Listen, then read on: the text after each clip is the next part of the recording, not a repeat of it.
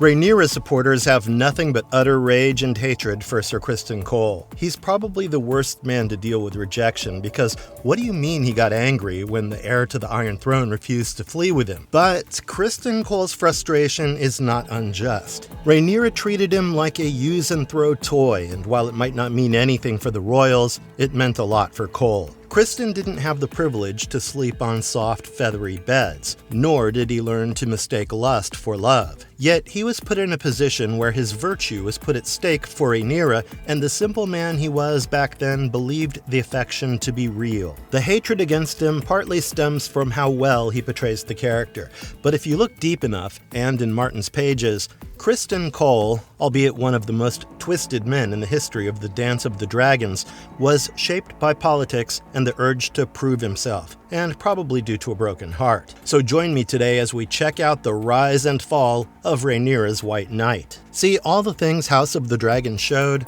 Rhaenyra sleeping with Cole and him falling in love and wanting to elope together to Essos, these were basically rumors in the book. Some claimed that a 16-year-old Rhaenyra Targaryen tried to seduce a 31-year-old Cole, but he rejected her, while another source talked about his unrequited love. In Martin's words, however it happened, whether the princess had rejected Ser Criston or Criston had rejected the princess, thereafter the love that Ser Criston Cole bore Princess Rhaenyra turned to loathing, and the man who had been the princess's constant companion and champion became the most bitter of her foes. Now, I'm not complaining about the creative liberties the show took, because history and stories do get warped with each retelling, and they just took the opportunity to fuel a rumor and portray it as fact on screen. However, as I mentioned, Rhaenyra and Criston's love angle played a crucial role in molding what Criston Cole would become, and the kind of enemy Rhaenyra ended up creating on her own.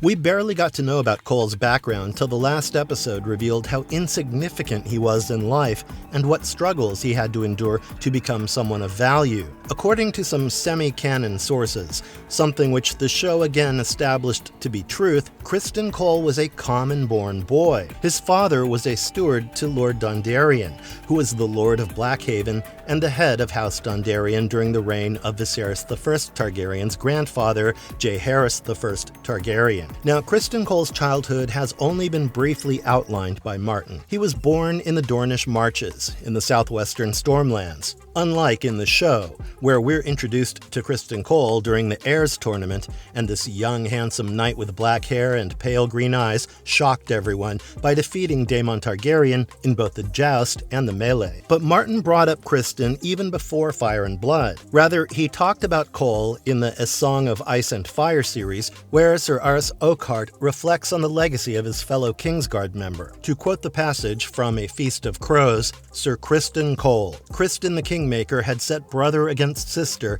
and divided the Kingsguard against itself, bringing on the terrible war the singers named the Dance of the Dragons. Some claimed he acted for ambition, for Prince Aegon was more tractable than his willful older sister. Others allowed him nobler motives, and argued that he was defending ancient Andal custom. A few whispered that Ser Criston had been Princess Rhaenyra's lover before he took the White, and wanted vengeance on the woman who had spurned him. In Fire and Blood, Martin introduces Criston Cole pretty similarly to how the show did. It was 104 AC, and Criston won a melee at the Maidenpool tourney to celebrate King Viserys I Targaryen's ascension to the Iron Throne, while the show made him appear in a tourney that was held in the 9th year of Viserys Targaryen's reign, to celebrate the upcoming birth of Prince Baelon Targaryen. Criston won the melee in the book by knocking Daemon Targaryen's Valyrian sword, Dark Sister, out of his hands, and it drew the attention of the royal court. He then gave the victor's laurel to Prince Rhaenyra Targaryen, who was just 7 years old, since he wore her favor while unhorsing Daemon and Sir Eric and Sir Arik Cargill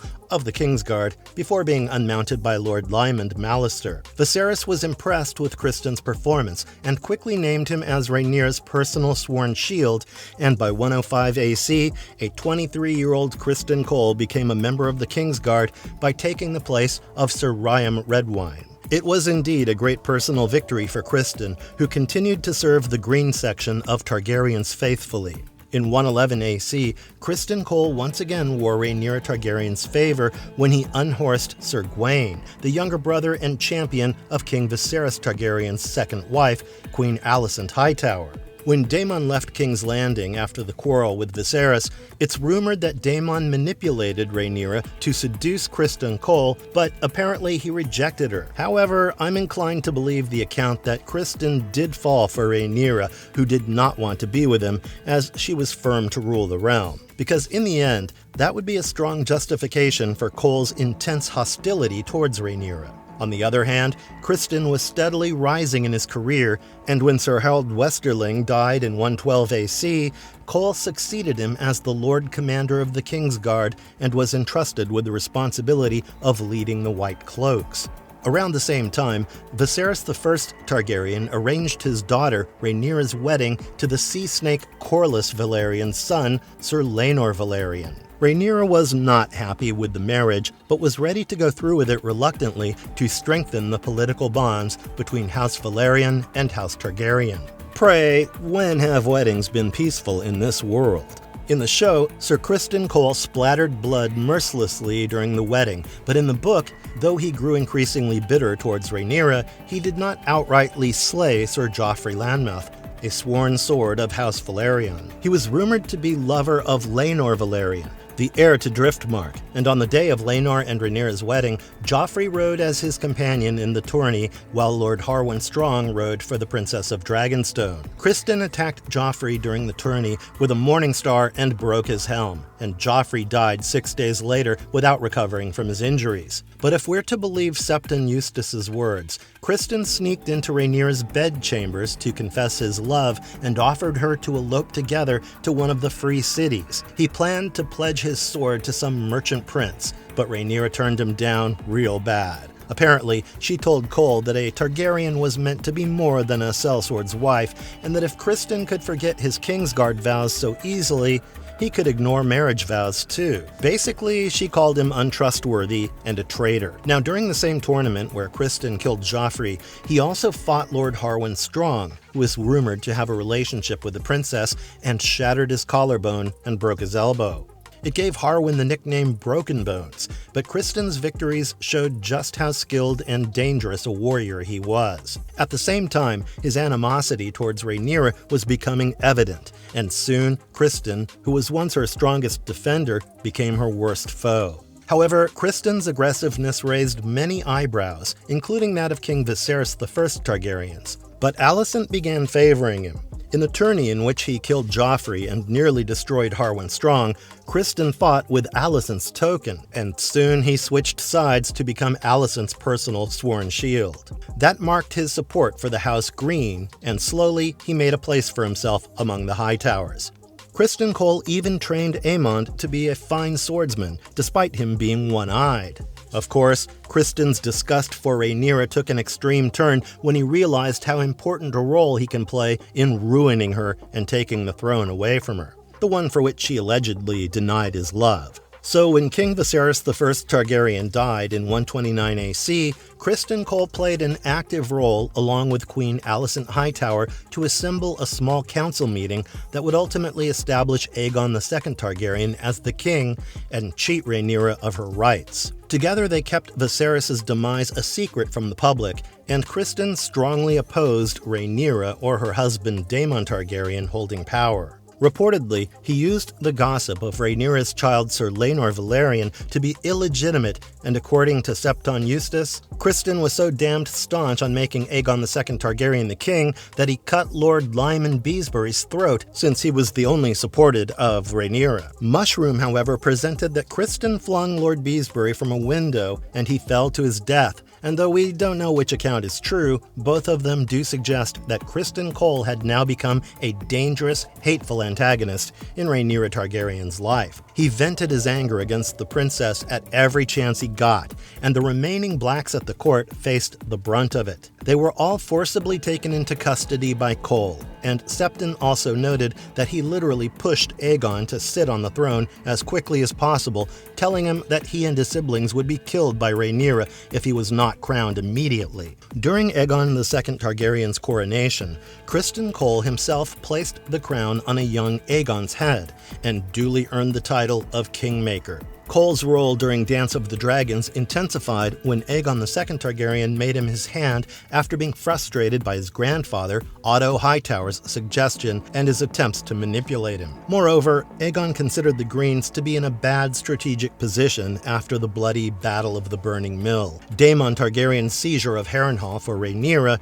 and the fall of Stonehenge, the Bracken household into black hands. As the Hand, Criston took brutal measures against Rhaenyra and her supporters, and when Blood and Cheese killed Aegon's child, Prince Jaehaerys Targaryen, he quickly ordered Ser Arryk Cargill of the Kingsguard to intrude into Dragonstone disguised as his twin brother, Ser Eric Cargill, who was a Rhaenyra loyalist and was with her on Dragonstone. Ser Arryk was reluctant, and while Grandmaster Munkin believed that Criston Cole wished him to kill Rhaenyra, Mushroom's account stated that Cole actually intended for him to kill Rhaenyra's sons, Jacaerys and Joffrey Valerian. However, Criston's plan failed when the twins came face to face and ended up killing one another in the combat. But Criston was adamant, and he believed in moving against the traitors who were supporting Princess Rhaenyra Targaryen. Since House Celtigar and House Valerian were unreachable, Criston targeted the hands of the Black Lords, which were on the mainland and had no protection against Aegon's loyalists. Thus, he marched on Rossby and Stokeworth, noble houses in the Crown Lands, and compelled the local lords to provide their military forces for the Greens. These houses bent their knee to Aegon II Targaryen to spare their lives, and thus the Green Army moved through both the castles without bloodshed. Criston had already marched out with a huge army from King's Landing, 100 knights, 500 men at arms, and roughly 2,400 sellswords. The addition of Stokeworth and Rossby's men only strengthened Cole's army, and an unprepared Duskendale quickly fell before Aegon II Targaryen's forces. After Duskendale, Criston moved forward with his army to Rooks Rest, seat of House Staunton. However, by now, Rooks Rest was aware of Aegon II's advancing army and barred the castle gates. However, they still couldn't prevent Cole from burning Lord Staunton's fields and killing the small folk and livestock. Finally, Lord Staunton had to reach out to Rhaenyra for help, and that's when Rhaenys Targaryen, the queen who never was, flew out on her dragon, Meleys, the Red Queen, and reached Rook's Nest to support Lord Staunton. However, Cole was ready, and his archers fired scorpions at Meleys, which really didn't harm the dragon much. Meleys then burnt about 800 of Cole's soldiers with her dragon flame, but Cole had a trap planned. Aegon II Targaryen and his brother, Aemon Targaryen, flew in on their dragons, Sunfire and Vhagar respectively, and poor Meleys was killed in the combined attack. According to Gildane, Criston Cole had sprung his trap, and Rhaenys had come snatching at the bait. Now the teeth closed round her. Rhaenys too died in this battle, and Aegon suffered severe wounds. In the end, Criston, Aemond, and the surviving Greens captured Rook's Rest and killed Lord Staunton and his remaining soldiers. And when Aemond became Prince Regent, he kept Criston Cole as his hand. The two then wanted to reclaim Harrenhal from Daemon Targaryen, and Criston left King's Landing with another 4,000 soldiers, and Aemond followed them on Vhagar. Lord Jason also marched towards the God's Eye with a horde of men who supported King Aegon II Targaryen, but Jason was killed in the battle at the Red Fork, while his Westermen struggled on under Lord Humphrey Lefford. Criston and his men, however, managed to defeat Lord Darry and Rote and Sir Oswald Woade by the shore of the God's Eye. He and his forces then found Harrenhal to be empty, as the Blacks had already abandoned the castle by the time they arrived. Aemond briefly considered it as a victory, but soon realized that Daemon had actually flown out on Caraxes to help Rhaenyra capture King's Landing. Things were looking bright for the Blacks when Humphrey Lannister's host was destroyed by the Rivermen and the Winter Wolves in the battle by the lakeshore. Criston could not stand the Blacks' victories, and urged Aemond to move towards the south and join Lord Ormond Hightower and Lord Daeron Targaryen's Green forces. However, Aemond refused and decided to burn the Riverlands with Vhagar's Dragonfire. It did not deter Criston, who marched south from Harrenhal with his remaining army to meet Ormond Hightower, and during this march, the Blacks adopted a scorched earth strategy. They destroyed villages and contaminated water sources along Criston Cole's route to deprive the Green Army of supplies. As his forces marched south, he was repeatedly attacked by the young Lord Benjicot Blackwood of Raventree Hall,